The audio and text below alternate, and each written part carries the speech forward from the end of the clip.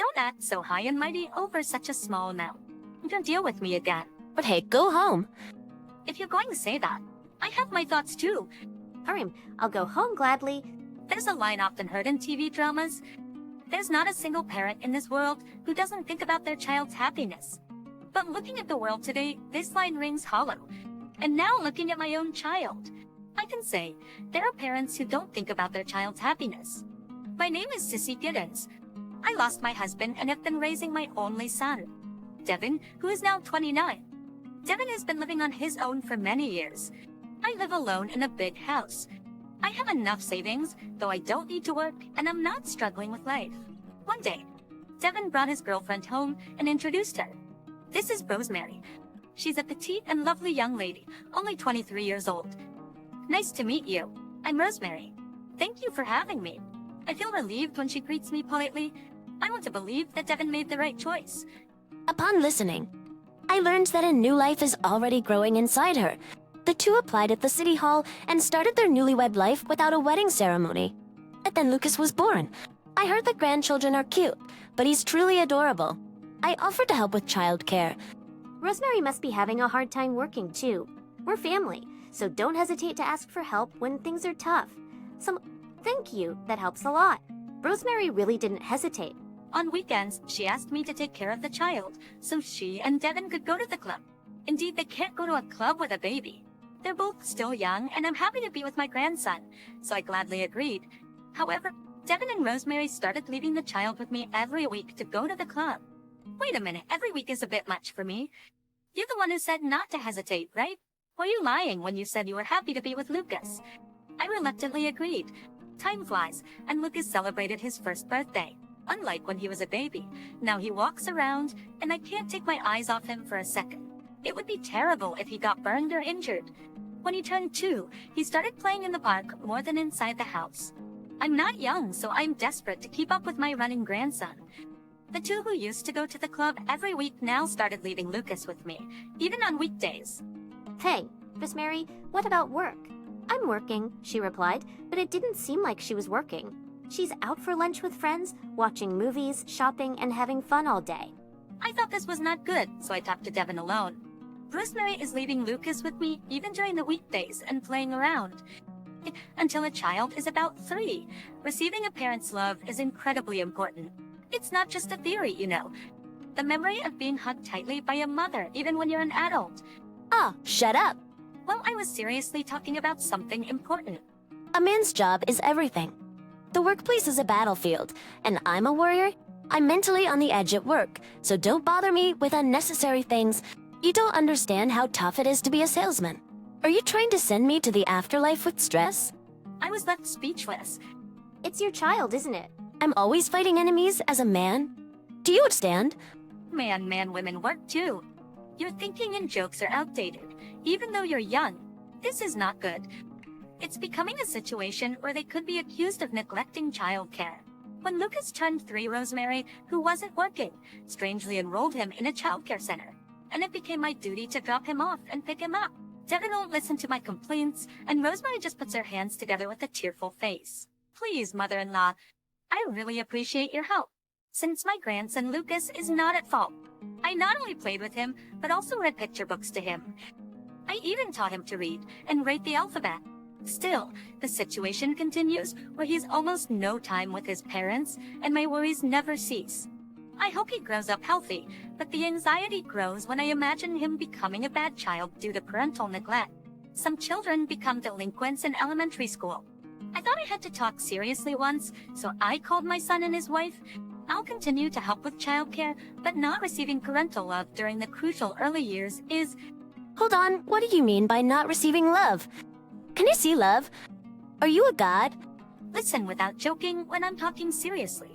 Mother-in-law, I'm happy you're taking care of Lucas, but saying he's not receiving love is an exaggeration, isn't it? I love Lucas more than anyone. Parents have an educational policy, so don't interfere. If you have an educational policy, let me hear it. That's a corporate secret. You don't have an educational policy, do you? I do, mother-in-law. Your words are going too far. If you say more, I'll get angry too. I was at a loss for words. This conversation is going nowhere. I thought my relationship with Rosemary would go well at first, but is this her true feeling? As for Devin, I feel nothing but despair now. Maybe I spoiled him because he was an only child. The year Lucas was to enter elementary school, I decided to go to my son and his wife's house during the New Year's holiday. Then Rosemary calmly said to me on the phone, Lucas is entering elementary school this year, so please splurge on monetary cash. Lucas is entering elementary school this year, so please splurge on monetary gifts. Ask them if I understand. I remember my childhood. Before going to relatives' houses for New Year's, my father sternly told us children, your uncles and aunts have prepared monetary gifts, so never ask, where are the monetary gifts? On your own. I think it's an important lesson. So I was surprised when Rosemary said to splurge on monetary gifts. But have times changed? When I went to my son and his wife's house, I was utterly shocked by the first thing Rosemary said. Lucas, Grandma will give you monetary gifts. I must have taught Devin strictly like my father did when he was a child, but he must have forgotten long ago. I was planning to give monetary gifts at the right timing, but I had to give up and decided to give monetary gifts to Lucas now. Lucas, look inside. How much is in there? Lucas looked inside. $300, huh? A bit less than I expected, but it's fine. I can With that, Devin put the $300 in his breast pocket. $300 won't be enough for a trip, but we can go out for drinks. It would be nice to have a fancy steak and wine for a change. Fancy steak is like $200, right? It's not nearly enough. What on earth are this couple talking about? Use the monetary gifts for Lucas. It should be enough for an amusement park or zoo. I told you not to interfere in someone else's family. How we use the money we received is our business. I wanted to keep quiet, but when I saw Lucas's lonely face, I couldn't help but speak up. No, it's common sense that children use the monetary gifts they receive. Devin, it was the same when you were a child, right? If the child is still young, it's common sense to use that monetary gift for the child. It might have been that way in Mill's time, but it's different now. Can you stop bringing up outdated things? Who are you talking to like that? Hey, if you talk to Rosemary like that, I won't allow it. The mood turned hostile. Rosemary clicked her tongue audibly and glared at me with a challenging smile. Don't act so high and mighty over such a small amount. Never deal with me again. That small amount? $300 is not a small amount, especially when they're not particularly wealthy themselves. Starting the new year with such boring talk. People who can't read the room are so troublesome. If you're going to say that, I have my thoughts too. Fine, I'll leave gladly. But Devin, this isn't just me leaving. It's a permanent goodbye. What? What are you talking about? If you're going to say that to your mother, you must be prepared, right? Fine. If that's the case, let's sever our parent-child relationship. Neil, you're jumping to conclusions? I'm no longer your parent or child. We're strangers. Give up on the inheritance too. As I walked towards the entrance, I have a house and land and about $200,000 in savings. I think maybe I'll donate all my assets to underprivileged children. Don't joke around like that. I left without looking back. Not seeing my grandson is painful, but I enjoyed my free time. Spring came and Lucas was finally starting elementary school, but I was worried about after school. Are my son and his wife both working, or will Rosemary take care of Lucas? Will they lie about working and leave him in an after-school program? Lucas came to my house. Lucas, what's wrong? Owen's home. Wasn't that the after-school program? That's right. They just gave me a key and told me to spend time as I liked. Go a thing to do. I felt anger and made up my mind. All right, have dinner here. If you have homework, let's study together. Really? Bring up licorice rice. I cut ties with my child, so I braced myself for my son and his wife to come yelling, but it was the opposite. Is Lucas at mother-in-law's house? Well, if Lucas wants to, can we ask you to take care of him? If that's what you two want, it's fine with me. After hanging up the phone, Lucas looked like he was about to cry. I'll leave her grandma's house forever. Ours forever. There's no one at home. Is that so? I can imagine. A baby needs constant attention. But an elementary school child can be left alone. Though perhaps the couple is out enjoying themselves at night, there might be complete neglect of childcare. Then, Lucas, live with me. I'm glad. Is this him? I didn't think of them as parents anyways. Shocking words came out of Lucas's mouth. I was taken aback, but I quietly hugged Lucas. I may not be able to replace his mother, but I resolved to raise this child to the best of my ability. Lucas turned 9, became a 3rd grader, and joined the drama club at school. He was praised by his teacher for his acting and was thrilled, telling me about his school day with a beaming smile. These kinds of conversations are essential for parents and children, but unfortunately, Rosemary doesn't seem to understand. She doesn't even call to check on Lucas. One day, Lucas came home in an excited state and started talking nonstop. I'm done schooling. I'm likely able to enter the entertainment industry. I always dreamed of becoming an actor. Calm down. Lucas, tell me slowly from the beginning. Who scouted you? Yeah, yet I taught Eric Dad. I got business card. I'm gonna be in the movie. The director is very particular. I looked at the card. It said Mr. Hawkins, a well-known talent agency that I recognized, but business cards can easily be forged. I calmly organized Lucas's excited and jumbled story. A movie director and Mr. Hawkins were looking for a child who fit a role's image, and we saw Lucas in the school drama club, and Mr. Hawkins scouted him. Lucas had always dreamed of becoming an actor. The bigger the dream, the better. I think. If you start with a small goal, you'll end up accomplishing nothing in life. I want to support your dream of becoming an actor, but I'd like to meet this Mr. Hawkins and talk more about it. Is that okay? Of course, he's a really nice and kind person. When I called the number on the card, Mr. Hawkins said he wanted to meet right away. 2 days later, I invited Mr. Hawkins to our home, and Lucas was present for the conversation. We're producing a blockbuster this time. I was surprised to hear the director's name. He's so famous that no one doesn't know him. So you think Lucas fits the image? The director is very particular and uncompromising, but he saw Lucas and said, "This is the one." The role is the main character's child, and he can't think of anyone but Lucas for it. Mr. Hawkins's words were so dramatic that I became cautious. We're thinking of signing an exclusive contract to protect Lucas's well-being. We'll prioritize his studies until he graduates from high school. I became even more cautious at this increasingly attractive offer. Sick and exclusive contract?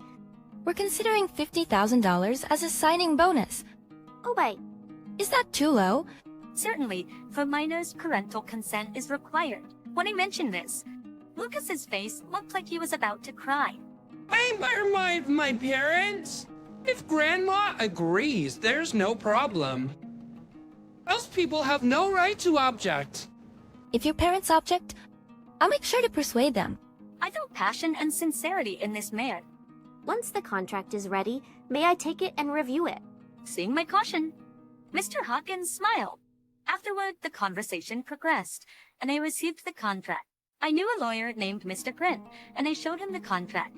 I thought I wouldn't be able to spot any dangerous clauses since I'm an amateur. I've read the whole thing, and there's no problem. I hope the dream comes true. Is $50,000 a standard amount? It's a rather high amount. You don't hear about it often.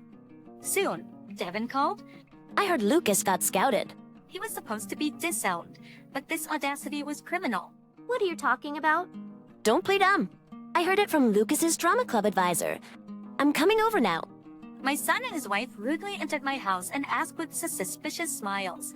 So where's the $50,000? You agree to Lucas's movie debut? Of course. And of course, he's my son after all. I knew he had talent. We didn't raise him wrong. I wanted to sarcastically ask, when did you raise him? But I held back, tired of arguing. When will the $50,000 be deposited? That's none of your business. It's very much our business, mother-in-law. Lucas is still a minor, so we as parents must take care of such a large sum. Oh, I will take care of it. If I give you the $50,000, it will be gone overnight. I thought Rosemary would be angry, but she laughed. Funny me. You still have a sharp wit, mother-in-law? I'm not joking. I was amazed at how they seemed willing to endure any insult for the sake of $50,000. Let's all support Lucas's dream instead of worrying about the money. The entertainment industry is a dangerous and harsh place. That hasn't changed. It's not as dangerous as it used to be. Rosemary's thinking was still naive. By the way, about the inheritance, I found out that I can still receive the minimum legal share as a biological son. Did you really think I knew nothing and tried to threaten me? I've cut ties with you, so I won't give you a cent. Devin's smile vanished, Stop messing around, or I'll really get angry. Are you planning to keep the $50,000 all to yourself? It would make sense if there were no parents, but since there are, it's strange for a grandmother, not a parent, to take care of the $50,000. It seems they were more interested in the $50,000 than in supporting Lucas's dream. Were they dreaming of living luxuriously on the contract money if their child became a star? If I didn't wake them up now, these two would never lead a decent life. It's merciful to give them a reality check. Do you think I'd cut ties on a whim? Stop making a fool of people. You clearly neglected your child. You have no right to claim to be Lucas's parents now. Believe. At once.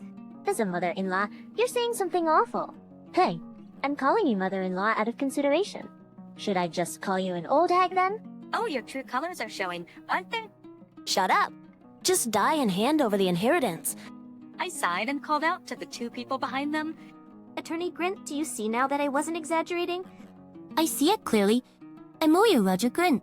It's nice to meet you. Why is a lawyer showing up here?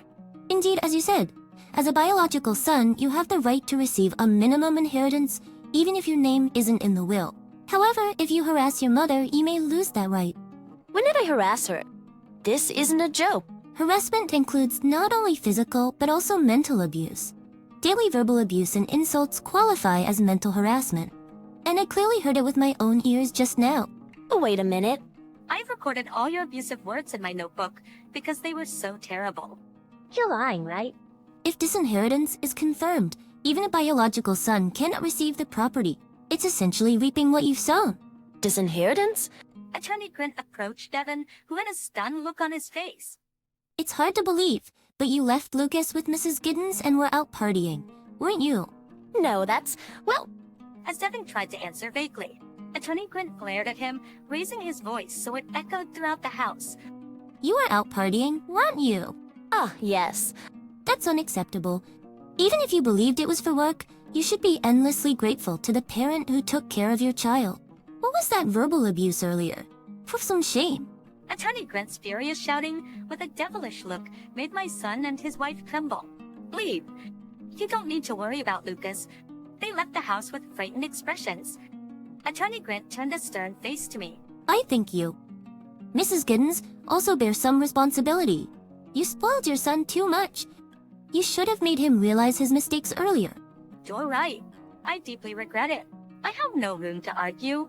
But my son and his wife didn't get off that easily. Despite not having high-paying jobs, they partied too much and ran out of money. Devin was scammed. He fell for a get-rich-quick scheme that promised $10,000 a month, borrowed money, paid a high fee for information, and started a business only to realize it was a scam without making a cent. That's when Rosemary's luck ran out. One night, a desperate-looking Rosemary came to my house. Please help me, mother-in-law. What happened? I'll make up for my rudeness for the rest of my life. Just please help me. You don't have to forgive me. Just help me. I let Rosemary into the house. Apparently, while looking for a high-paying job to pay off Devin's debt, she was scouted by an entertainment agency. She was happy to be scouted, just like Lucas, and went straight to the studio. She signed a contract for a cosmetics commercial, but then she was forced to appear in their productions. It turned out to be adult content, and she realized too late that it was a devilish company. When I refused, they threatened me with a penalty of $100,000 to be paid all at once. If I can't pay, they said I have to perform. I'm scared. I feel like my heart is going to jump out of my mouth from fear. You're the only one I can rely on, mother-in-law. Please don't abandon me. Help me. Seeing Rosemary on the brink of ruin, I felt that there was indeed such a thing as divine punishment. Disrespecting the child you were blessed with, berating and belittling the parent who worries and warns you. With such a wicked heart, happiness is impossible. How can I help you? Please lend me the money. I beg you. What about Devin? He ran away. I can't reach him anymore. How pathetic. I bear some responsibility for this too. I don't have a single cent to give you right now. And with a look of despair, Rosemary whispered in a small voice, I understand. You won't forgive me now. It doesn't matter what happens to me. I don't think it doesn't matter what happens to you. None. As Rosemary looked up, I said, I'll introduce you to Attorney Grint, so consult with him. If you give those people $100,000, they'll think you can come up with large sums of money and they'll extort you for the rest of your life. You need to sever ties with them completely. Thank you. I'll never be rude again. Am I being too soft? Should I have pushed her away? But this isn't just Rosemary's problem. If those bad people find out that Lucas is her biological son, they might target him in the entertainment industry. I wanted to avoid that at all costs. Sure, Lucas is filming as a child actor in a blockbuster movie. Directed by a famous director went smoothly. Rosemary's situation was resolved by Attorney Grint as well, with the father gone and the mother unable to financially support the child. I officially became Lucas's guardian and supported his dream. Life is never smooth sailing, so Lucas will surely face trials someday. When that time comes, I want to be there for him as much as I can.